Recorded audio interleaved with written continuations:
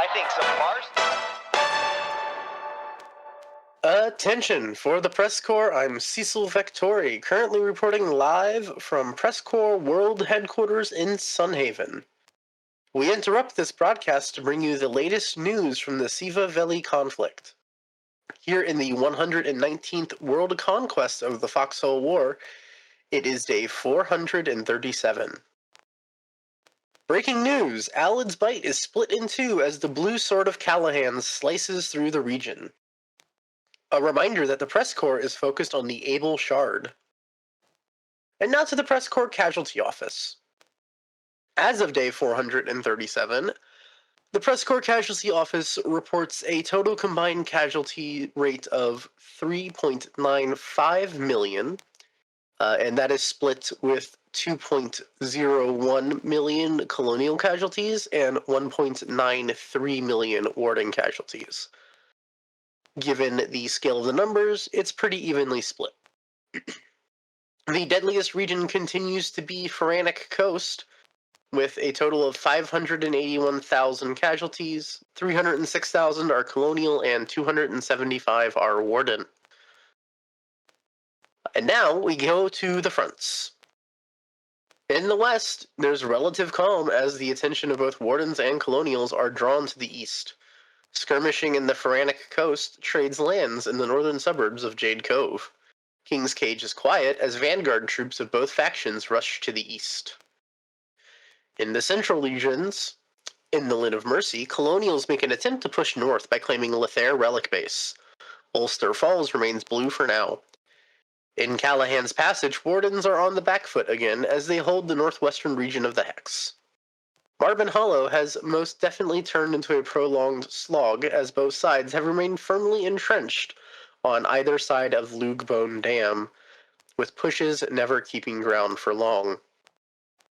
And in the east, to our main story tonight, Allod's Bight. Warden forces have pushed through the ever-vital northern choke point in Mercy's Wish and have taken the relic bases of Belaying, Trace, and Homesick.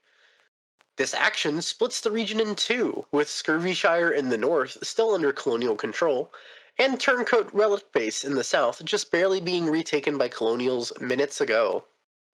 Colonials are fighting with everything they've got, as the Belaying Trace Relic Base is the last non-player created line of defense into the Shackled Chasm.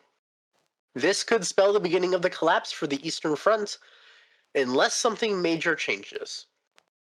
Outside of Allod's Bight, the Baths town base was recently tapped by Warden forces. A tap, or tap operation, is a para-partisan operation to strike deep within enemy territory to destroy a single structure or objective, then rebuild it or partially begin to rebuild it with a construction vehicle. The goal of a tap operation is to reset the structure's levels and upgrades, and cut the supplies in the structure to 25% of the original inventory. Tap operations are often carried out on logistic towns or backline structures, and are intended to harm the war effort for the other side by hitting them in backline operations. Tapped town bases almost never last, as they're quickly repaired by the tapped structure's forces. However, photographs are circulating around of the baths being, very briefly, blue. These tap operations involve extensive planning and preparation, and are always an amazing example of cooperation and non-traditional tactics. And now we go to some information about the war. New anti-tank and sniper rifles have been unlocked by both factions. A reminder that the sniper rifles have a greatly increased range over your standard battle rifle. So if you believe you are safe on the battlefield, you are probably not. Get into the habit of moving from cover to cover, and keeping your head down when possible. Snipers love to find those not paying attention. Believe me, I have a few holes in my helmet to prove it.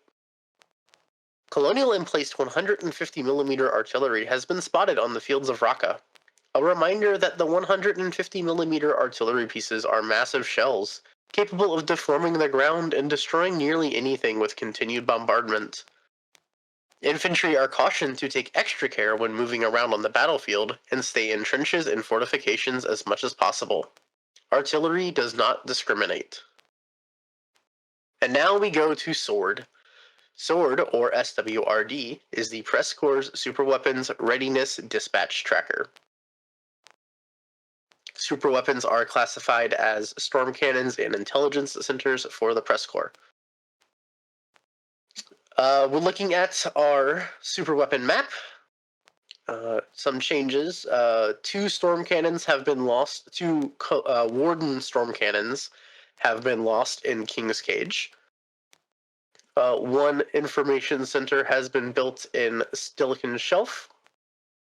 And 1 storm cannon and 1 intelligence center has been built in Terminus, and the first storm cannon in Akrithia has been constructed. This brings the total number of storm cannons to 35 for the Colonials and 44 for the Wardens, and the total number of intelligence centers to 16 for the Colonials and 21 for the Wardens. As of yet, we have not heard of any of these storm cannons being put to use, but as of now, it is seriously only a matter of time before we start seeing these massive artillery pieces being used on the battlefield. And now we go to the weather. The PressCorps Weather Office has issued a severe storm warning. We have issued a severe storm warning for the following regions: Speaking Woods, the Moors, and Callahan's Passage. A reminder that in storms, intel coverage from structures like watchtowers may be severely reduced. You should be on the lookout for extensive puddle coverage, which will accumulate mud on your person and reduce your carrying capacity. Puddles can be removed through the use of buckets or shovels, and mud stuck to clothing can be removed through swimming or avoiding puddles when moving. Raincoats are strongly suggested for prolonged activities. Our weather forecasts would not be possible without the help of our volunteer storm chasers. If you would like to know more about the Storm Chaser Corps, please visit PressCorpsGaming.com/weather. And now on to a bit of community news. The PressCorps has opened up applications for regimental advertisements. Do you want to spread awareness of who you are? Join the PressCorps Discord to make a submission and we will handle the rest.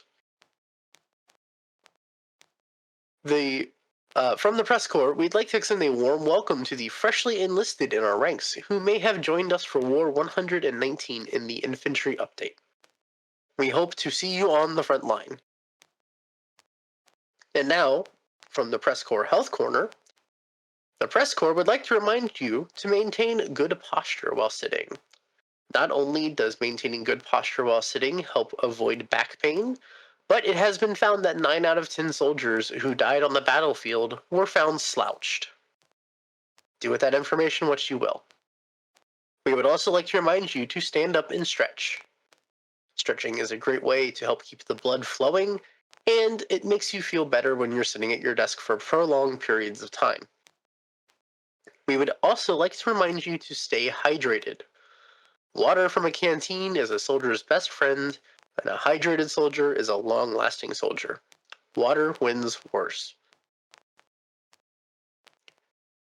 Stay tuned for more music, weather, and news from the front lines. Whether you're hauling in the back or fighting on the front, PressCorps Radio has just the right tunes for you. For the PressCorps, I'm Cecil Vectori. Thank you. The PressCorps is an all-volunteer creative collective of reporters, broadcasters, artists, and more from the MMO video game Foxhole, developed by Siege Camp. Our mission is to engross our audience in and amplify the stories of this unique war ecosystem. The PressCorps was founded in 2018 by former Planetside 2 Radio Free Auraxis host, CaptainInArms. It is a separate community entity and is not officially representative of Siege Camp. For more information, visit our website at PressCorpsGaming.com.